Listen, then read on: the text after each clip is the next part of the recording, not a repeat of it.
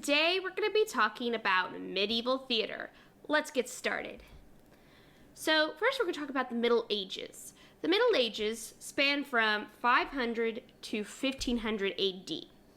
We categorize the Middle Ages between the fall of the Roman Empire and the Catholic Church gaining control of basically everything, government, religion, etc. Theater became a way to tell Bible stories because during the Middle Ages, most people were illiterate, meaning they can't read. And then also the fact that Catholic services were done in Latin, and instead of the language of whatever town it was, say if it was Germany or in England, they have different languages, but everything was done in Latin. So if you couldn't read the Bible itself, or you couldn't read Latin or understand Latin, you would go to church, but you really wouldn't understand. So they used theater to help tell the stories so that every class could understand the religion. They would use the vernacular of lower classes so that they would buy into the religious aspect of the Catholic Church. Liturgical dramas. Liturgical drama were performed inside the church, like inside. They would make these things called mansions. It was not like we're MTV Cribs mansions. We're talking about like huts, like building structures inside the church that they were called mansions. They had a shared playing space called the plateau. Actors or their performers, which started off as like monks to do all the performances, actors would move from these mansion to mansion to establish and change location and time. The choir loft in the church would be used as the heaven, and then the crypt would symbolize hell. A lot of the lines started off as a chanting and then eventually became more like dialogue that we know.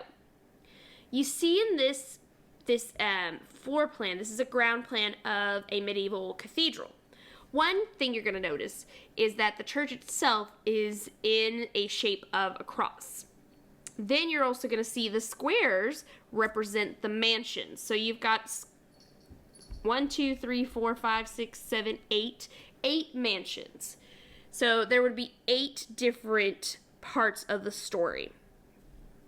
So the actors would move around those mansions to tell the story. And the main story they were trying to tell was the story of Jesus Christ.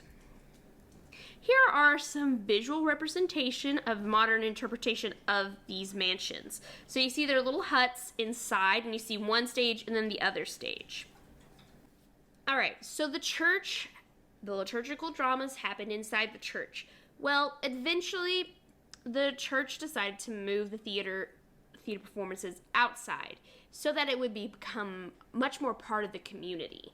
So, and also you could fit more people outside than, say, indoors where you didn't have all that much room.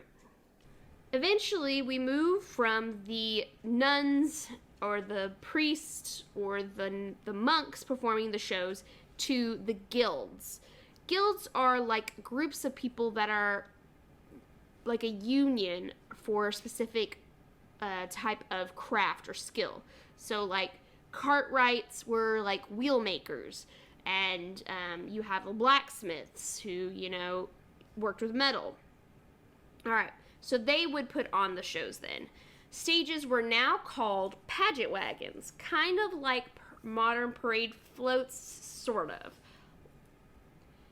Now there are 3 types of religious vernacular drama that they would be performing either when they started in the church or moving out to the pageant wagons.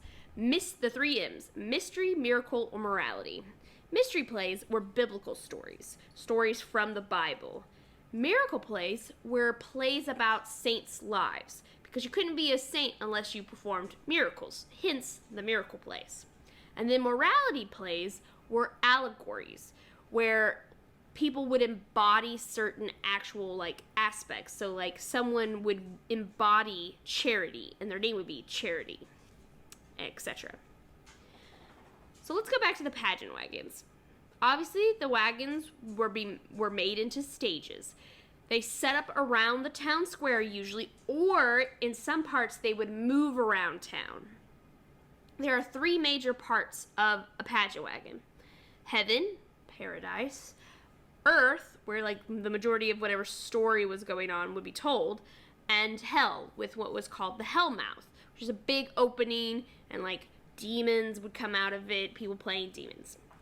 The guilds were in charge of keeping and maintaining these wagons as well as performing the shows.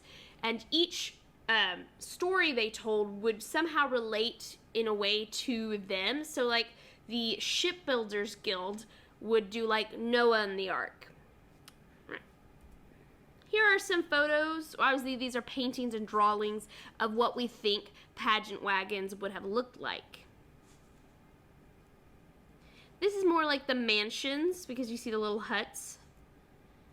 Here's a great example of a 3-parter. You see definitely hell, the like sailboat would maybe be earth, and then the other one on the other side may be heaven.